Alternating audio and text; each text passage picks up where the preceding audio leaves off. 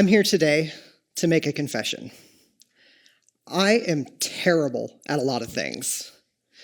Now, I know that's kind of a weird sentence to have somebody say out loud, especially to a room full of strangers.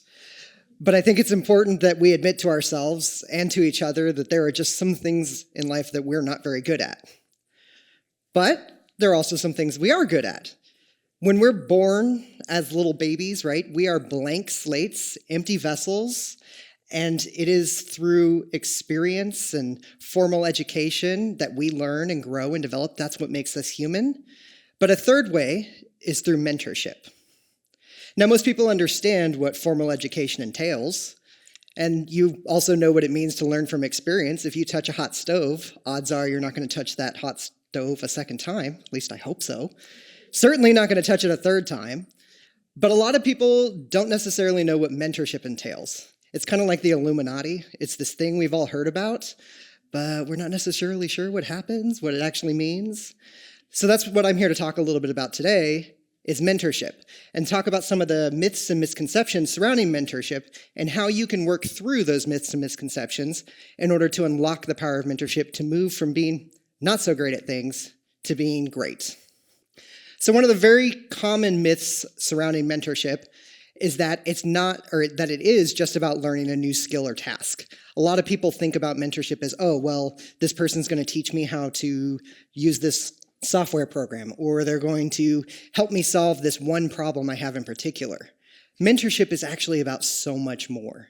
It's about building relationships with other people. It's about taking those relationships and continuing to grow them. A true mentorship is not about learning that one simple thing, but about having a lifetime of experience that you can draw upon from someone else. Another common myth surrounding mentorship is that it requires someone to have a title.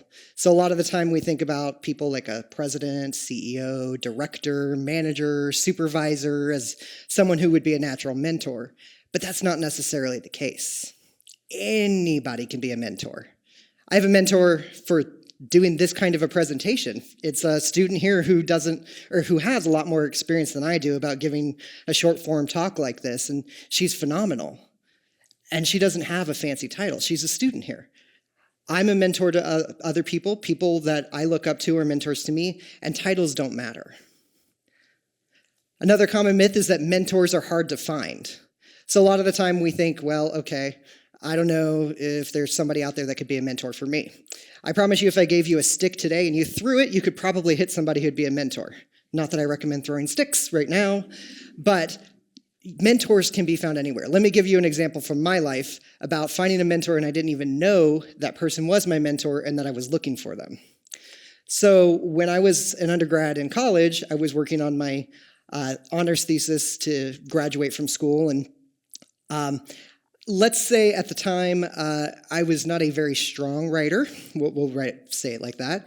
A lot of people might say that if you read something I wrote, you would have some concerns about the American education system. But I was like, yeah, this is easy. I can write a paper, I'll graduate, I'll get that nice honors title, going across the stage. So I had a thesis director and I submitted my paper to her and I'm like, okay, this is cool, 3 pages, she's gonna love it. And I remember the feedback I got back from her was just one word, really, with a question mark, right? And if you've ever gotten feedback from somebody and that feedback is just one word and that one word is really, that cuts to the bone. So I'm like, okay, what am I doing wrong? So I contacted her and she said, what I want you to do is go to the library, pull some of the other works that some of my former students had done, take a look at them and get back to me. So I remember trudging to the library, I picked up one of the books from the shelves and I thought, oh no, I'm in trouble. My thing was 3 pages, this has chapters. This is going to be a problem. So I read through it and I'm thinking, okay, I think I know what she's looking for. And I retyped my paper up, a nice solid 12 pages. I'm an excellent writer at this point, so I'm telling myself. And I turn it in, and the feedback I get is covered in red ink. She must have gone through an entire box of red pens to give me feedback about how I did. And I am like freaking out. So I take this, type all my stuff back up, make a lot of changes. I turn something in slightly longer, again, thinking I'm really golden. This is it. And I get back a paper covered in red marks once again. And I'm starting to become very distraught. Doing that thing that a lot of students do, calculating, okay, what grade do I actually need in order to graduate?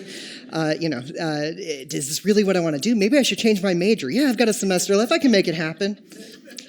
But what saved me is there was a comment that she included with her feedback that said, "You're doing great. Keep up the good work. I'm really seeing some progress."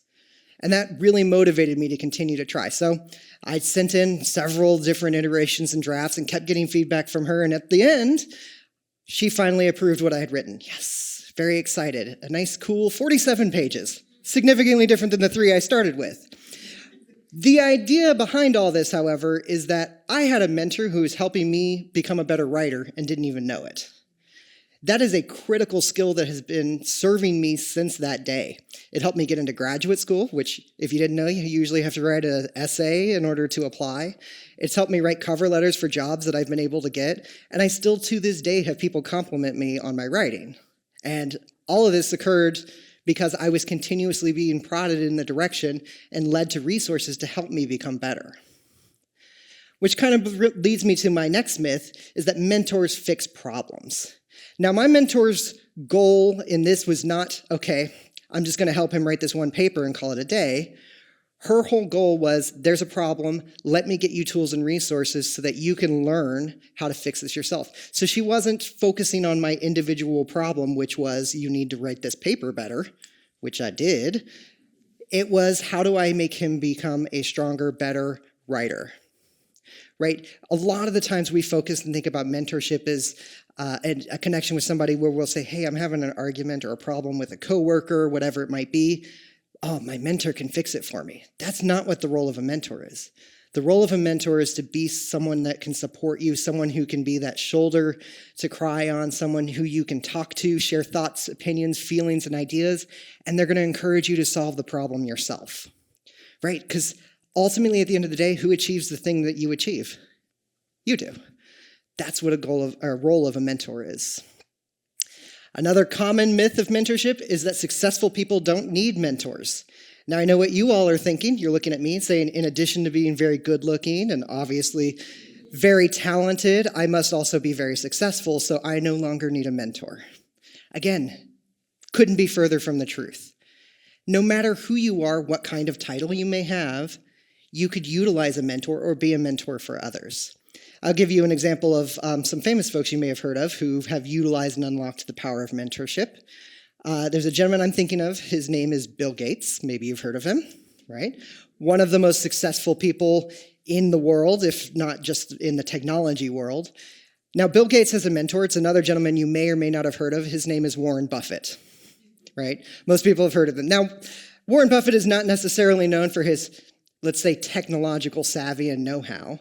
So you might not necessarily see right away why Warren Buffett might be a great mentor for Bill Gates. But when Bill Gates was starting out in his career, he went to Warren Buffett because Warren Buffett knew a lot about business and taking advantage of opportunities. And Bill Gates has recalled, and it's been reported, that one of the questions that Warren Buffett asked of him at the time was, what makes you different? So Microsoft, being a new company, was competing against IBM, and that question rattled around in Bill Gates' head. And he's continued to let that question drive him. He always said, what makes us different? What makes the product we're developing different? What differentiates us from others? Another famous person some of you may or may not have heard of is a gentleman named Barack Obama. President Obama was entering into law school, and he actually got assigned a mentor as part of his law school curriculum, and it was a young woman named Michelle Robinson, now better known as Michelle Obama. So through those connections, they still to this day credit each other with pushing them to achieve the things that they want to achieve, to not let other people's expectations hold them down, to not hold them back.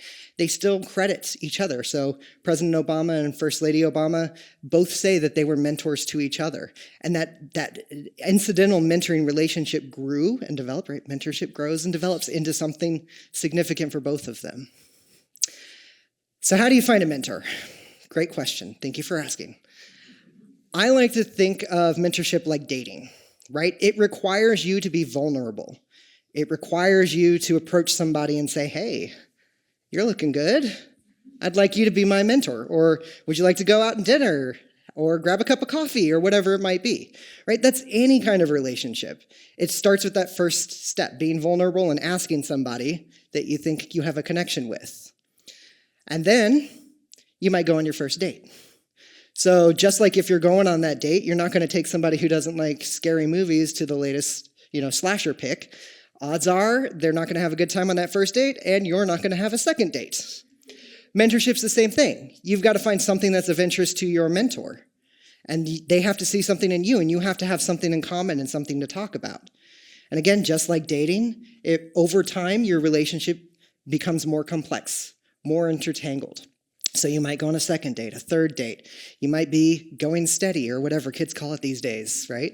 And it could lead to something more and something different. That's the power of mentorship. So it really starts with that first step. But ultimately, what I want you to take away from this is perhaps the most dangerous myth about mentorship. You can't be a mentor. Right? If you work through all of these common myths and misconceptions and you embrace the power of mentorship, you can accomplish a lot in life. So don't let the idea that just because you don't have a title or just because you don't have a certain type of relationship with somebody that you can't be a mentor to others or that you can't look for a mentor. All it takes is to take that first step and say yes.